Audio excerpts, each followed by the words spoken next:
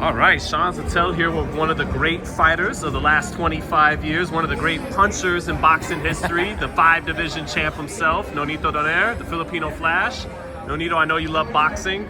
I know you're getting a red-nosed pit bull tomorrow by the WBC, but before we get to that fun tomorrow, man, this is a hell of a fight, don't you think? Benavidez, bro, who you got? Who you got, man? It's not about what I got. You know me, I'm always in the middle of things. Right. I always analyze things. Right. For me, I think Benavidez is very resilient, very aggressive, and I think that's something that he has to do to win the fight, is break his opponent down. Now, I believe that Morrell has that pop, that quickness. If he needs to, he can box. And overall, I think the powers is more, I guess it would be more quicker, faster, right? So I think he needs to box, he needs to throw that jab, he needs to throw that feint, and stay away from those combinations from Benavidez, you know? And I think that whoever imposes, and I always say this, whoever imposes their style will win the fight, because I believe that, you know, Benavidez is gonna go out there really mad, really angry. He's fired up to do this stuff. He's gonna go in there and he's gonna try to throw and just be right in front of Morrell. And I think Morrell has to just move, jab, hit to the body, mix it all around, and be the smarter fighter. And if he can do that, then it will be his fight. But I think that this fight can go at any moment, at any tempo. Whoever takes the pedal off will start to stay behind. You know, I think Morrell has to be aggressive at the same time, but feint and move around a lot, step back when he needs to. But Benavidez has got to go over there. But I know one thing for sure: David is winning tomorrow. Yeah, that is very true. On Saturday. Unless the fan gets it by having a draw. You never know. Nobody wins. Yeah, nobody wins. The fan wins. You know, when you were fighting Vic Darchinyan, you were this big underdog. You were like Morrell, and everybody was making so much about experience. Just like they're making a lot of people. Benavidez is the favorite in big part because of that experience. How much do you think like that really plays a role in Saturday's fight and outcome? As long as you know how not to get hit, how to hit, that's all you really need. You know, when I fought Darchinyan, I think I only had like about 13 fights. You know, and Darchinyan had like 20-something fights. But you know, I got him right. You know, you get a lot of the guys who relies on experience. Sometimes the guys I fought coming up were very, very, very experienced guys. You know, 17-1 with 17 knockouts and stuff like that. 34 wins with like 4 losses with 28 knockouts or something like that, right? It doesn't matter how much experience when it comes down to it, because when it comes down to it, it's just learning how to fight. It's just fighting how to win, right? Not to get hit, how to hit, and how to win fights. That's pretty much how it all comes down to. I don't think experience has something to do with it.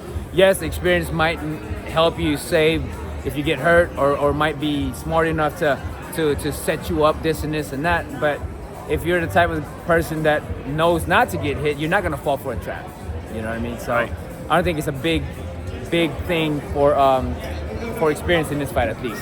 You know, Morrell, like a great southpaw, he takes that weak side angle, gets to the outside of that lead foot, boom, with those straight left hand, and he's good at doing that. We haven't seen him do it backwards a lot, but we've seen him do it fighting downhill a lot. How do you think that plays out? How does Benavidez got to counteract those kind of moves? Well, the thing about it is something that he has to kind of change, at least with Morrell. He has to go this way instead of going to the right and stepping up, because Benavidez is so square that when you step on the right, he'll catch you every single time, right? And if he's right here, then you go to here, you can crack him anytime. But if he's square like that, you got to go over here, counter on this side rather than on this side. If you're Morrell, you mean? If you're Morrell. Oh, okay, gotcha. And yeah. Well, you mentioned it, like Benavidez squares up a lot, and that's something fans nitpick him a lot.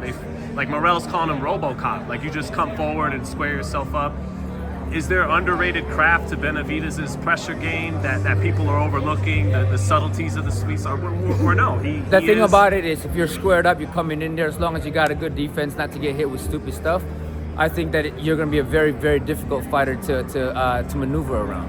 You know, because you're right here, and you're throwing all those punches and stuff like that. It's hard for somebody to come in and ship off like Lomachenko would do if you have somebody who's square up. That's why Lomachenko, when he does it, he always pushes people off sometimes and then ship off, right? So with guys like Benavidez, who's just out there long reach and all of that stuff, I think it's very difficult to be on this side to sip on it because you'll get caught with something. Now if Morrell goes to this side and he's south, but coming here and then he'll throw the jab here, he'll throw over here, and then if Benavidez, sometimes Benavidez would step in with the jab coming here, then he can step in and throw that right or that straight, right? So there's a lot of things that he can do, but Benavidez throws that straight, you got to step over here. That's all he got to do is just avoid those moments where Benavidez can break you down. And the good thing is he's southpaw, that he can move better and get away. He has more escape route rather than being unorthodox.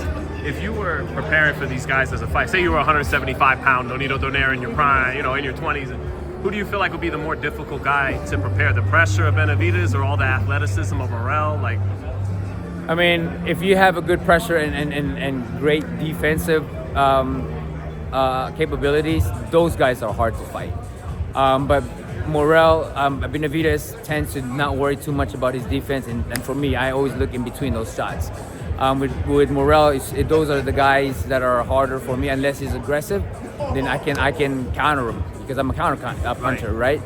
But if he's just coming out there aggressive where I can see what's opening, then yeah. But in terms of that, the harder guys would be someone who comes in front, because they're just right there and they'll tire you out.